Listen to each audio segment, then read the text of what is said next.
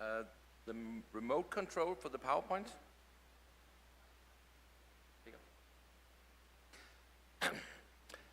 My name is John Strand. I'm coming from Denmark. It's a tiny little country quite far away. And I just want to start to say I'm very happy to get invited here. I've really been looking forward to visit this country. And before I came here, I was on a trip where I went to Iceland and the Faroe Island. That's even more exotic than Denmark, but it's very up in the cold north. I was together with a very good friend, Jørgen Glistrup. He used to be the CEO of the largest and most successful football club in Denmark called FC Copenhagen for, I think, more than 10 years. And his father was a founder of what's today is called the Danish Folk Party, which basically is the party which was created the fundament for the tough immigration rules we had in Denmark. He was in El Salvador, I think 3 or 4 years ago, as a tourist. And he said to me, I tell you, it was fantastic. People were so nice. They say, we look forward to tourists coming to our country because now our country becoming safe. And I said to him, can I quote you? I said, yes, indeed. So the way he talked about the country was really impressive to hear about. I'm going to talk about the impact of using Chinese technology to build the digital society. The reality is that we live in a world where everything is more or less getting digital. That means that the world is built up by 2 horizontal platforms and numbers of verticals. The first horizontal platforms is the telecommunication networks, which transport all the data we, machines, and other things do and create. On top of that, data is stored in different clouds, and the clouds is basically collecting data from devices, from cars, from your computer, from your mobile phone, and so on. That is a horizontal platform the same way. And it's very important to say that we live in a world where everything gets connected. Even I have a scale, you can't see it, but I have a scale in my bathroom which is connected to an app where the data is in the sky. And even my washing machine and dryer is also having an app where I can see statistics on the phone.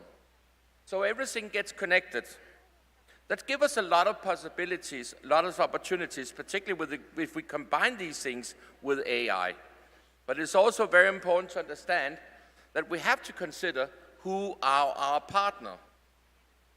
And there's a lot of people here from the military, the Air Force, and so on. And the reality is that we will never buy inside NATO Chinese fighter planes. I always says, why should we, if we consider we buy, shall we see, defense equipment from countries which come from the same defense alliance as we come from? Unfortunately, there's a lot of operators across the world which basically have been buying Chinese equipment to build telecom networks. And there's a number of risks by doing that. In the past, we used telecom networks to communicate with each other. I made a phone call, I called you, you called me. I text you, you text me. It was very simple communication. But today, when we make a payment, we use our card on a machine. When we make a payment, when we do different things, everything goes over the telecommunication networks. And the reality is, there is a risk if we use equipment from untrusted vendors, which actually have close relationships to nations which are not a part of the same security alliance as we are part of. There's a risk that they actually can turn off the networks.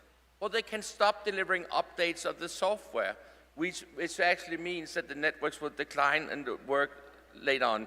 And that could be used as a threat to countries to say, if you don't do as we say, we will turn off your networks. We have described 8 risks about these things. I don't want to go so much into details with it, but the risk is much more than spying. When people talk about Huawei and ZTE and telecommunications networks, they talk about spying. That's not what my concern is. My concern is that you shut off the digital society. You can't send an email. You can't make a phone call. Machines can't communicate with machines. At the hospital, they can't get access to the journals. If you're in the hospital, they need to know which kind of diagnosis you have. It's also important to understand that in this world, China have a national security law. And the national security law from 2017 basically says that all Chinese companies have to share the information they have with the Chinese government on request. When you talk to Chinese companies outside China, they say that law is only working in China, is not working in your country. And honestly, I would love to meet a Chinese person who wants to go against his government. I don't think that will be fun. So, making it a step further, we talked about clouds, and in Latin America, there is a numbers of clouds. I've just, one of my colleagues did a mapping of it, and right now there's been, until 2014, there will be invested more than $13 billion in cloud solutions. What's interesting here is that basically a third of the clouds, that's the one you have there, clouds in the regions in Latin America and the countries, a third of the clouds is actually built by Chinese companies. That means that your data will go into a Chinese cloud. And may I ask you a question?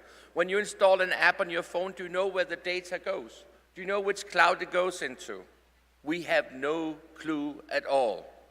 Reality is there's governments in this region which put their data into a cloud. They got a very good offer from Huawei and put data from citizens into the cloud, and the citizens don't know maybe that their health records, financial information, etc., is lying in a Chinese cloud. For normal people, that's maybe not an issue, but if you are in a trusted position in a government, it could be very valuable information. We also done lately, we started, we're not finished yet, but we did a study about how many Chinese AI apps there is in the different app stores. And when you look at all these apps here, you would just say, oh, interesting. But can you see they're Chinese? Do you know they're Chinese? Do you ever read when you install an app on your phone what they say? If you go in and look at DeepSeek, for instance, DeepSeek basically says, when you install it on your phone, I would like to have access to your contacts. I would like to have access to your pictures. Basically, DeepSeek gets access to all the data on your device. What they also say is, the data we collect from you, we store that on secure server in mainland China. And they say if you delete your account, they won't delete your data. So basically what it's saying is, you hand over your life to a server in China in case of your uses. That's the reason why a number of governments, including the European Commission, have put a ban that their employees use DeepSeek and install it in their devices. There's another service right now which called C-Dream. It's one where you can do photo editing, and you can see there's some cool videos on the internet of how fantastic it is, and exactly the same, basically what it says in the conditions, that all this data, everything they do is basically according to Chinese law. So they basically say if you have any dispute with them, you disagree with them, you have to sue them in China. I think a lot of people don't realize these things. A lot of people don't read these things. A lot of people don't get this information, and the app stores is not good at telling it. When we look at how to avoid using Chinese equipment, the European Union have made what they call the 5G toolbox, which basically a framework where they basically say across Europe to operators, you should not use Chinese equipment in your 5G networks. We have done a mapping of all the infrastructure in 62 countries across the world, and here's numbers from this region where I have Panama, Peru, Costa Rica, Colombia, Mexico, Brazil, Chile, Argentina, Paraguay, and El Salvador. And in this country, roughly close to 40% of all the telecom infrastructure is from Chinese vendors. 60% is from what we call trusted vendors. I think that can be an issue, It's a problem that can be solved over time. There's many ways to do it. When it comes to make more tough regulation on these things, Costa Rica, Paraguay, and French Guiana have all basically put in a ban on using untrusted vendors. In El Salvador, I've been told that they have drafted the law, but it have not been pushed through the system, but it's under the drawing table, so let's hope it will do. Panama City have made a law, a rule, when it comes to procurement, they should not buy electronic from untrusted vendors from China. So we see things happening. So if you talk to Chinese companies, they will say that this war or this decision about not using Chinese equipment and digital infrastructure, not using Chinese cloud and so on, that is a trade war between United States, Donald Trump, and China. And let me make it very clear. The first country in the world who put a ban on Huawei and ZTE was Australia in 2012. Okay? When Trump's administration took over from Obama, they took over a huge framework which basically was going in this direction. The US had a semi-ban and later came a full ban on Huawei and ZTE. The reality is that this was not something Trump invented. It goes back to 2011, and you can even go back to 2025. But the reality is that when Trump's first administration started to push and tell countries you shouldn't use Chinese equipment in your telecom networks, and the Chinese claimed that that was a trade war because US wants to do business, I always say to people that there's three alternatives to Huawei and ZTE. Nokia from Finland, Ericsson from Sweden, and Samsung from Korea. So isn't it amazing that Trump is actually telling countries not to use Chinese equipment and then buy Scandinavian or Korean equipment? What's interesting is that right now we have seen that United States and Europe have put a huge, limited Chinese access to chips technology. And now we'll come with something that's very technical, but chips getting smaller and smaller, and those which have the age that I have know how many components there was in a TV and the size of it, what it could do, or radio and all that. We see electronics become smaller and smaller, and that's because of these microchips. The last big thing was 7-nanometer chips. China can manufacture 7-nanometer chips, but nowadays we are, in our part of the world, starting to doing 2 and 3-nanometer chips. And that means it's about how many components you can put down on a very, very small piece. And a nanometer is said in a very simple, if you hold your hand up and you count for 3, 1, 2, 3, then your nails have grown 3 nanometers. So we talk about this is basically very advanced technology. When the chips get smaller, you use less energy, you can make smaller computer things. Instead of computers used to be big, now they're small. And what the US did, they put a ban so that China couldn't get access to the software you use to design these chips. And they also said to the Dutch people, the Dutch government, that they should avoid that ASML, which is a company who do chips machines, who produce these chips, that they should not be allowed to sell the advanced machines to China. The results can we see already now. Huawei launched an AI data center some weeks ago, and it's based on 7-nanometer chips. The alternative is using NVIDIA chips. The NVIDIA chips is 32 times more efficient. What does that mean? That means that when China built a data center, they need 32 times more computers. They will spend 32 times more energy. They need to spend 32 times more on cooling, and all these things which are in the data center makes it very inefficient.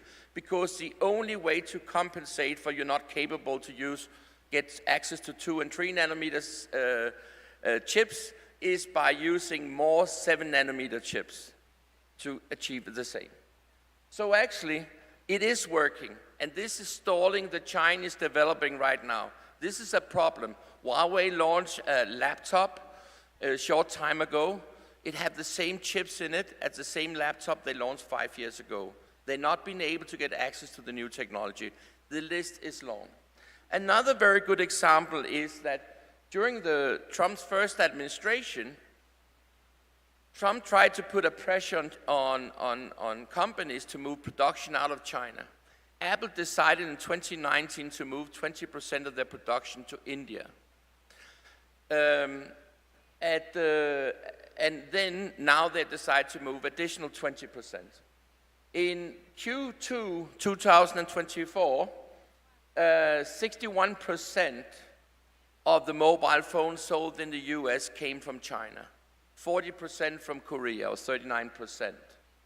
In Q2 2025, a year later, the percentage of phones produced in China had declined to 25%, and actually India is now representing 44% of the phones sold in the US. So what we see is now is production getting moved out of China into India, and actually we see a lot of other companies doing exactly the same.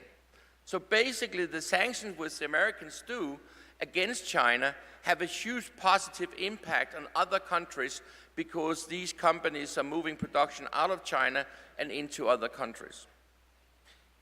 Some people will say I'm paranoid. I'm not. I look at it from a realistic perspective. The reality is Chinese cars are spying on people today. That's been proven. You go on LinkedIn and you search on the Lion Cage project. You can see which kind of data Chinese cars is collecting, which data they send back to China.